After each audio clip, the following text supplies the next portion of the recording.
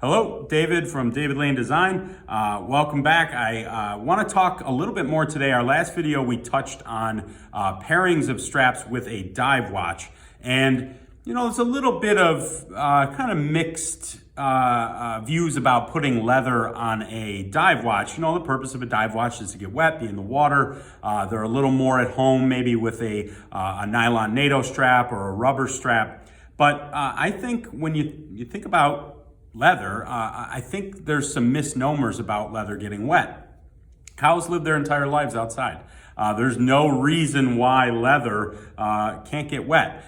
To give you a couple tips with that, if you do get your strap wet, just let it dry naturally away from heat. If you do wear your strap all day, definitely take your strap off at night and let it, again, rest and dry away from heat. And whatever you do, please don't wear a leather strap in the shower, or any watch in the shower for that matter. So there's my little PSA.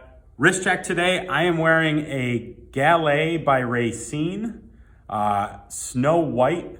It's got a beautiful, I think one of the best dials maybe ever made in terms of balance. You do have the numerals, but you also have just a really clean, simple dial for a chronograph. I'm going to take this off because we're going to talk a little more about pairings. This one I paired on a blue Butero strap, which has patinaed wonderfully.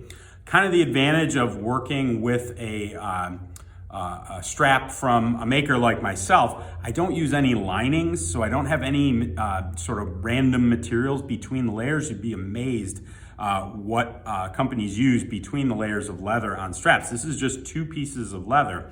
And as you can tell, after about a year and a half of wearing it, it really does conform perfectly to my wrist. And you know, any strap we make do the same thing after some time. But I think with the silver dial, you've got, to get back to the pairings, with a silver dial, you've got so many options. It really is kind of a chameleon of sorts. You can almost put any color strap on it, but this happens to have blue steel hands, so I liked the blue strap.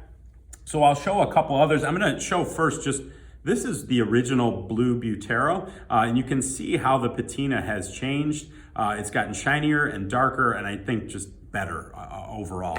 But I want to show you a couple of other blue straps that I think work really well. This is the Alpine Grain French calf in a navy blue and also with a lighter blue stitch. Just a really nice complement to the watch and the steel hands. Absolutely a blue alligator would work really well. Here's a navy with a navy stitch. I think that just complements the dial and dresses it up a little bit more too.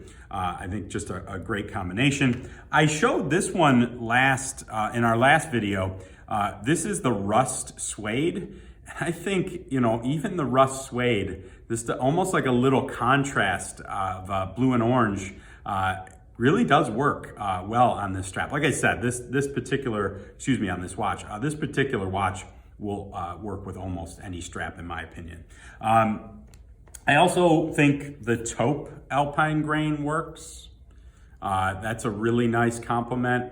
It picks up some of those silver tones of the dial, but also a nice matte finish with some texture to kind of add some contrast. And then I happen to have a brown alligator as well, which I think is excellent. Like I said, this particular watch, one of my absolute favorite timepieces. I think any strap would work on, you know, sometimes you don't want to take away from the dial. And I think, you know, some straps can do that. So, you know, keep it simple with a silver dial. But also, if you're not into simple, have some fun with it. You can kind of use almost any color strap, really. Having said that, these are the only 5 straps I have left in stock in my entire shop here. I have them all in 20 millimeters. They are available now to ship. If you're interested, send me a DM. I can guide you to the right page on the website for them, but they're all 20 millimeter and all ready now. So thank you so much for watching. Thank you so much for your questions. Thank you so much for your comments. I want to wish everybody a happy holiday, and let's bring on 2021. I think we're all ready for 2020 to be done with. So this is probably my last video of the year, and just thank you, really, from the bottom of my heart. You are what makes this business thrive for me. It's the customers, and I wrote a post last week about just about my appreciation for customers here in the shop, and I want to shout out to my customers online as well. Thank you all so much. Have a wonderful and safe holiday.